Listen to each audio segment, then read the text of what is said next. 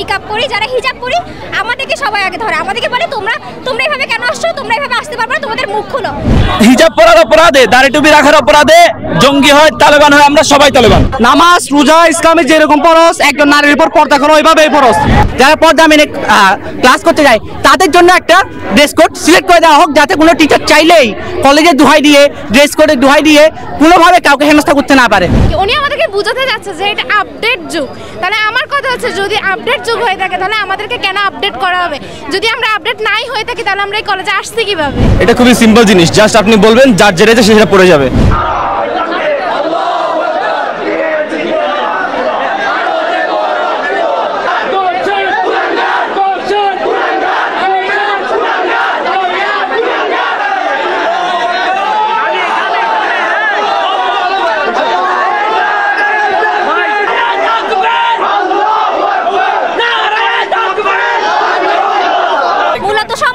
যারা এফরন রং বেরঙের জামা কাপড় পরে ওদের কোনো সমস্যা হয় না।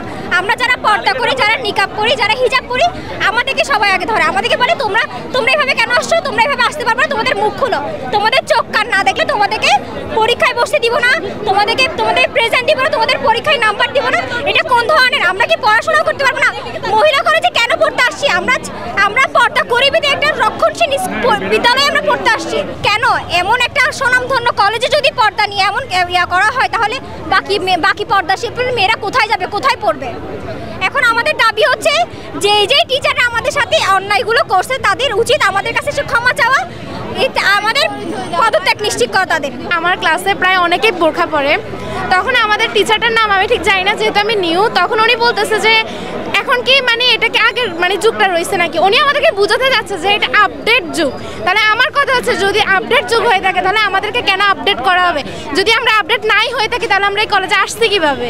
কেন বোরখা পরতে পারবো না? মেয়েটাকে তখন থেকে জানোই তা বলা হয়েছে, তো ও একটু মন খারাপ করছে।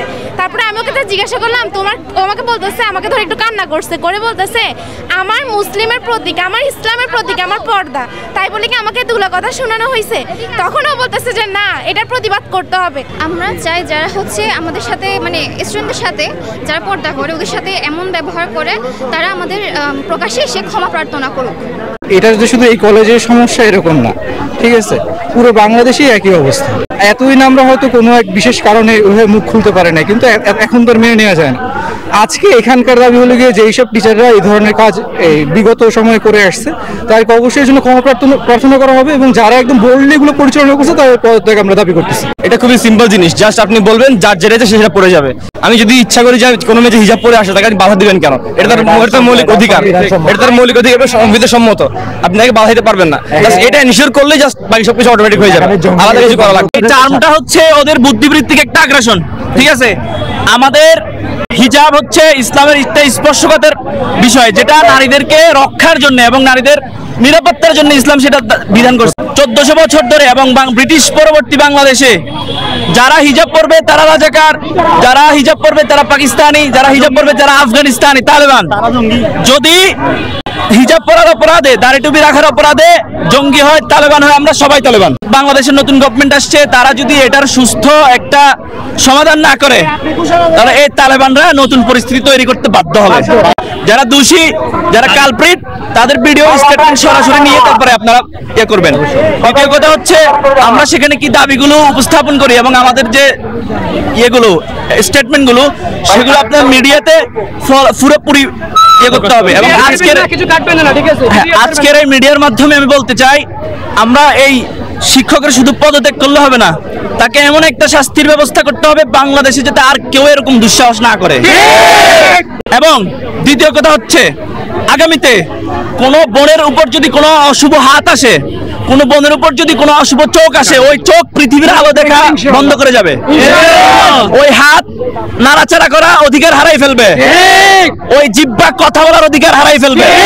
সুস্পষ্ট ভাষা। আমরা যে একটা স্থায়ী সমাধান হোক, যেমন দেখা যায় যে কলেজ ড্রেস কোডের মধ্যে সরকারিভাবে একটা নির্দিষ্ট দেওয়া থাকে, সাদা অ্যাপ্রন করতে হবে, একটা অমুক কালার হিজাব থাকতে হবে, অমুক কালার সেলোয়ার কামিজ থাকতে হবে, এটা হচ্ছে সাধারণভাবে। কিন্তু যারা আমরা ইসলাম মেনটেন করতে চাই যারা পর্দা মেনে ক্লাস করতে যায় তাদের জন্য একটা ড্রেস কোড সিলেক্ট করে দেওয়া হোক, যাতে কোনো টিচার চাইলেই কলেজে দোহাই দিয়ে ড্রেস কোডে দোহাই দিয়ে কোনোভাবে কাউকে হেনস্থা করতে না পারে। দ্বিতীয় ব্যাপার হচ্ছে যে সবসময় আমরা শুনে আসি ডিজিটাল বাংলাদেশ, তাহলে সেই ডিজিটাল বাংলাদেশ যখন হচ্ছে তাহলে আমাদের বাংলাদেশ এতটা পুরো ব্যাকডেটেড নাই যে আমাকে একজন টিচারের কাছে মুখ দেখাই তারপর আমাকে ডিরেক্ট করতে হবে যে আমি কি অন্য কারো হয়ে পরীক্ষা দিচ্ছি কিনা। বায়োমেট্রিক পদ্ধতি আছে, বা সেটাও যদি সম্ভব না হয় মহিলা টিচাররা তো আছে, ওনারা দেখে যাতে বাজার করতে পারে। এই টিচারের এমন দৃষ্টান্তমূলক আমরা শাস্তি চাই যাতে অন্যকে করার আগে অন্তত 10 বার ভাবে। আর আমরা চাই উনি প্রকাশ্যে ক্ষমা চাইতে হবে, এবং শুধু উনি একা না, যারা এগুলোকে প্রশ্রয় দিছে, এগুলোর সম্পর্কে যারা ইসলাম বিদ্বেষ লালন করে, যারা ভিকটিমদেরকে বিভিন্ন সমস্যা করে, তাদেরকে পদত্যাগ করতে হবে এবং তাদেরকে বহিষ্কার করতে হবে এখান থেকে।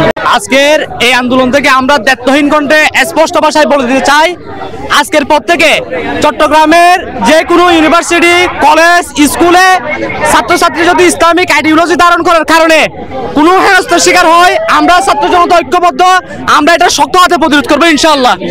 সবাই আমরা একমত আছি কিনা? হ্যাঁ, আজকের এই আন্দোলন থেকে আমরা ওয়াদাবদ্ধ হচ্ছি, চট্টগ্রামে আর কোনো নৈরাজ্যবাদীদের ঠাঁই হবে না, আর কোনো স্বৈরাচারীদের ঠাঁই হবে না। নামাজ, রোজা ইসলামে যেরকম ফরজ, একজন নারীর উপর পর্দা করো ওইভাবেই ফরজ। ইসলামের মৌলিক একটা বিধান হচ্ছে পর্দা। এই পর্দার উপর যারা হস্তক্ষেপ করবে তাদের উপর আমরা কঠিন হস্ত দমন করবো ইনশাআল্লাহ।